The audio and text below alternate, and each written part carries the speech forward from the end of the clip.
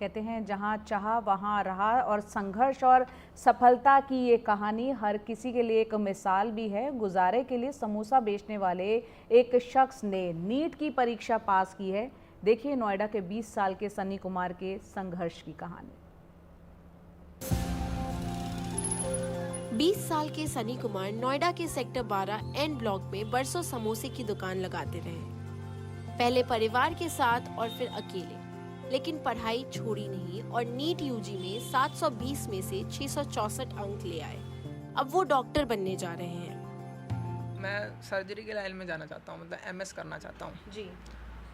और मतलब ये है कि लोगों की भलाई के लिए करना चाहता हूँ जो भी है। मतलब ये नहीं कि हम पैसों के पीछे भाग रहे हैं, ये सब कुछ नहीं। मुझे ऐसा कुछ मतलब इंफ्रास्ट्रक्चर डेवलप करना या कुछ ऐसा कॉन्सेप्ट होना चाहिए कि लोगों की भलाई हो।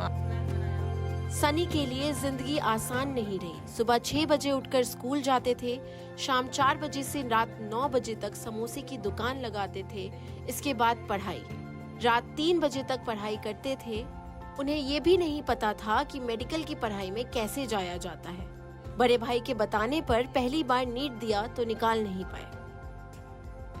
थोड़ा बहुत 12th से मैंने थोड़ा बहुत पढ़ना स्टार्ट किया, लेकिन वहाँ पे भी टाइम कम मिलता था 12th में, क्योंकि स्कूल होते थे उस समय। मतलब 8 बजे से 2-3 बजे तक स्कूल होता था और 4 बजे से दुकान खोलनी पड़ती थी समोसे की। तो 9 बजे दुकान बंद किया, फिर 10 बज जाते थे खाने पीने और किया। उसके बाद 10 बजे से मैं पढ़ने बैठता था। 10 से 11, 12, 1 या 2, कभी कभी बज जाते 2, 3, 4 भी बज जाते कभी कभी।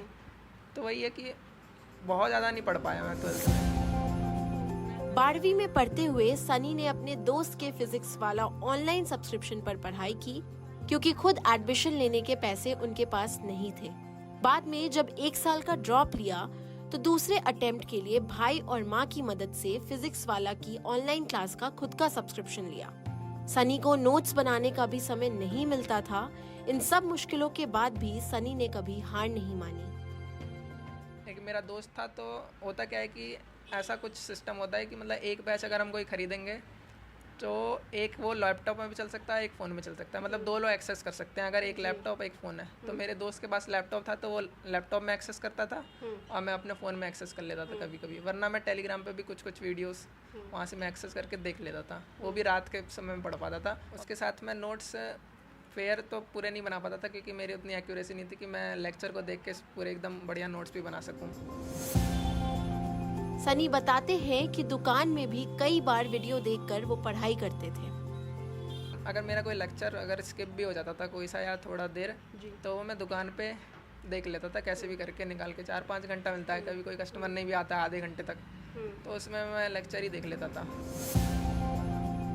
सनी की माँ भी बहुत खुश है और अब अपने बेटे को एक बड़े मुकाम पर देखना चाहती है। बस बच्चे को हिम्मत देना है जी। हिम्मत देंगे तभी वो आगे पढ़ पाएंगे। तो मैं ज़िंदगी में पहली बार मुझे ये लाइफ में खुशी मिली है सन्नी की वजह से। अगर मेहनत और लगन हो तो किसी भी मुकाम को हासिल किया जा सकता है। इसी के साक्षात उदाहरण है नोएडा के रहने वाले सनी, जिन्होंने नीट यूजी का एग्ज़ाम क्रैक किया है और अब वो एक अच्छे डॉक्टर बनके समाज की मदद करना चाहते हैं। नोएडा से प्रेरणा शर्मा, NDTV इंडिया के लिए।